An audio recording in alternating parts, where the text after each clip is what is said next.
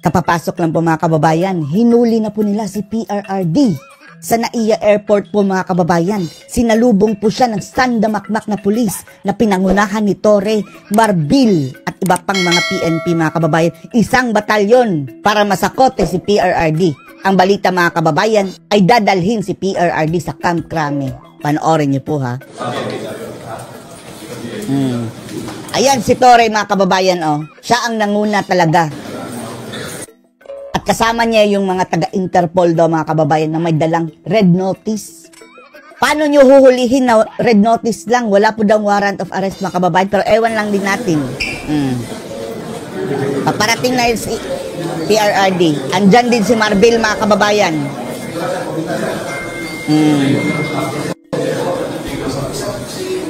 Ayan o, si Tatay Digong. Sinalubong talaga nila mga kababayan. Grabe, ang daming pulis sa labas. Oh? Eto, mga kababayan, ang ganti ng gobyernong Bangag kay PRRD. No, kawawa na si Tatay Digong, sila Bongo, hinarangan mga kababayan. Pati mga doktor, mga abogado, hindi pinapasok sa NAIA. At may mga natanggap din tayo na report na baka nasa Campo Crame o idiretso sa Campo Crame ang former problema niyan mga kababayan, baka ipadala na nila sa ibang bansa. Pinipilit nila ngayon mga kababayan right now dahil takot sila mga kababayan. Sumali-sali si Tatay Digong sa mga rally dahil nagmamagnet ng mga tao. Senator Bongo ay hindi po pinapasok ang doktor. No? At sa mga live po ni Senator Bongo, hindi niya alam kung nasan ngayon ang dating presidente. At ang malinaw ngayon mga kababayan ito, no? Ay wala na po dyan sa NAIA Terminal 3 si former President Rodrigo Roa Duterte. Nag-aabang po ang media at ang mga pulis at mataan natin kanina ang hepe ng CIDG, si Torre, no? At kinonfirm niya tuwang-tuwa si Torre mga kababayan. Notice laban sa dating presidente. Ang daing naman ng dating ni Senator Bongo, bakit daw hindi pinayagan ang doktor na dahil constitutional right naman daw ng dating presidente na masecure ang kanyang kalusugan. Ang doktor po ng Pangulo ay hindi po nakasama ng personal para sana i-check dahil ayon kay Senator Bongo, magkakaroon ng medical procedure bukas. Ito ang ganti nila kay Tatay Digong mga kababayan. So hawak na impormasyon po ngayon ng SMN News ay nasa kamay na ng PNP. Ang dating Pangulong Duterte wala na sa NAIA Terminal 3 at may mga impormasyon tayo natanggap na baka ididiretso o nasa Campo Crame na ang dating presidente. Malaman natin ang komento ng ilan sa mga malalapit na kalyado ng dating Pangulo. Nag-live kanina no, si former NICA Chief Alex Paul Monteagudo at kausap niya kasama si former ES Medialdea, si CIDG Director Torre, no? At meron silang napag-usapan parang doon. Naglulundag sa tuwa si Torre mga kababayan. Naglulundag sa tuwa ang diwata. Laban sa dating Pangulo. Makuha natin no, ang usapan no, kanina ni former NICA Chief Monteagudo sa video na ito na ating pong mapapanood mga kababayan. Andun din si Marbil.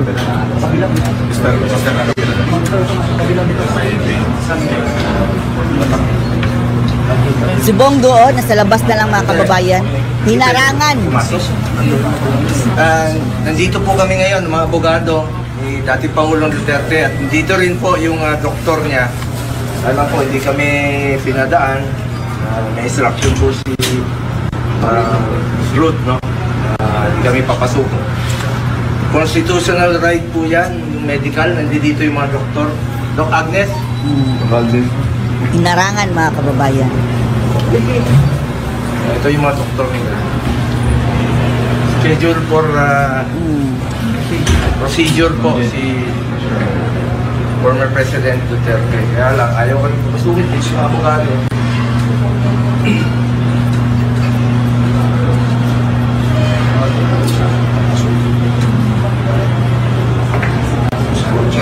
Under instruction incident, making them record we are being prevented from proceeding to see the President because the guard is under instruction. Yun nga no, yung pahayag ni Senator Bongo kinikestyon ni Senator Go yung hindi Andun pagpayag din si na Attorney makasama ng Delgra. dating Pangulo ang kanyang doktor. Constitutional right niya na ma-secure ang kanyang kalusugan. Mapapanood naman natin Sundan niyo na lang sa Facebook Live na ito upon sa arrival. Krami ba dinala mga Ang anak kababayan? po ni dating Pangulong Duterte na si Veronica, kung saan po makikita yung mga ganap sa pagdating ng dating presidente dito po sa Pilipinas. Panoorin po natin ito. So, eto mga kababayan. Live ni Kitty. Abusado kayo na sila. Abusado kayo na sila. Abusado kayo. Hindi dapat atong agianan. Lahi atong agianan. Wala lagi waran. Walang warrant. Bong, just being bong. Sabi ni mga kababayan ni Hanilet, walang warrant. Sama kayo dito ay magkaroon ganyan. Lakaw na, ayaw, ay nagkakaroon ng bata, ayaw. Sabi ni Tata Digo sa asawa, umuwi ka na, dalhin mo na lang yung bata. Ano na kayo doon? Oo. Nahuwarang bata. Yun po, no? Maririnig po natin mga kababayan. Abusado sila, sabi ni Hanilet. Walang Walang warrant. Abusado talaga sila, no? In Bisaya, abusado kaayo sila. Makailang beses niyang inulit yung salitang yon, yung phrase na yon, at nabanggit pa ng Di bali, misis Tatay ng Digong, dating presidente na wala silang bababa din warrant. sila sa At pwesto. sinasabihan niya rin, ina-advise niya rin yung kanyang asawa Death penalty ang mga bangag na yan, promise. Yun po yung Facebook Live, no? O yung Sa mga kasalanan nila sa bayan.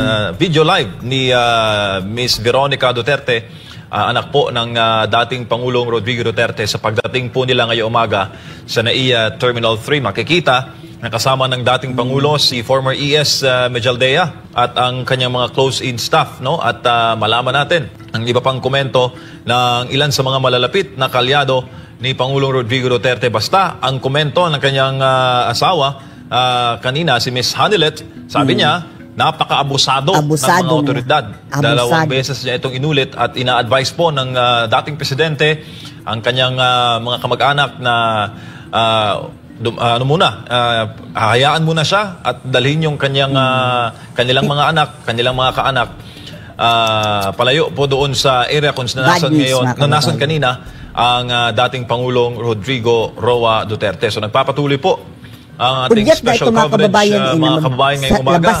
Si Attorney Sal Panelo ay pabalik na ng Pilipinas. Hahayaan ba natin mga sa Hong kababayan? Kong at Dating malaman natin presidente. ang komento ng mga abogado ni dating Ginaganyan Pangulong nila Duterte. mga kababayan. Paano pala mamaya yung mga sa ordinaryong pagpapatuloy tao? po ng ating special coverage. Marami na po mga kababayan na nagko-comment dito. Sabi ni Beautiful Creature, marami na kami na nag-aabang sa mga kahihinatnan at hindi tama ng mga ginagawa ng administrasyon na ito. Sabi naman ni Marifel, aabangan kung saan dadalhin at hinihikayat nila ang ating mga kababayan na mag-vigil, no?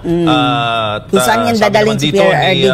Maldita Mi. Pupunta mga tao doon para sa support mga kababayan. Suportahan ng dating presidente at magpadala ng mga mensahe pwede lang at mga lumipad. pagdalaw daw kung nasan man ngayon ang former chief executive. Sa ating dadalhin, mga no? nakuha na impormasyon, wala na sa NAIA Terminal 3 ang dating Pangulo. Dinala na po possible sa Campo Crame. Ang malinaw, hawak na po siya ngayon ng PNP, ng mga otoridad. Ang daing po ng kanyang mga in custody mga kababayan.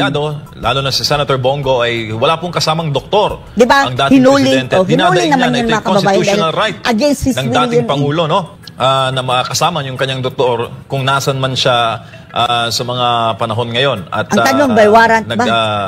Nag-komento rin ang kanyang misis, no? Si Miss Hanilet, ang may bahay ng dating Pangulo. At nireklamo nga yung pagiging abusado, no, ng mga otoridad sa pagdating kanina ni former President Rodrigo Duterte. Balikan po natin, no, ang mga ganap sa NAIA Terminal 3 sa nagpapatuloy po natin na special coverage dahil hanggang ngayon ay nag-aabang pa rin ng kalinawan, no, ang ating mga kababayan hinggil po dito sa issue na ito. Kanina ay nakausap, no, ng ating kagabi nakausap po ng ating news team sa Hong Kong si former President Rodrigo Duterte, no, at sinagot niya ng isa-isa yung mga issue dito at mapapansin natin mga kababayan ang napaka kalmado na demeanor, no, ng dating presidente.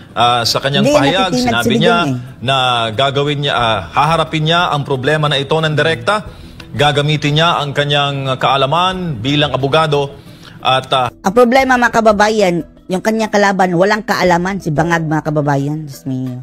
Anong masasabi nyo dito, mga kababayan? Antabayanan po natin ang susunod, mga kabanata.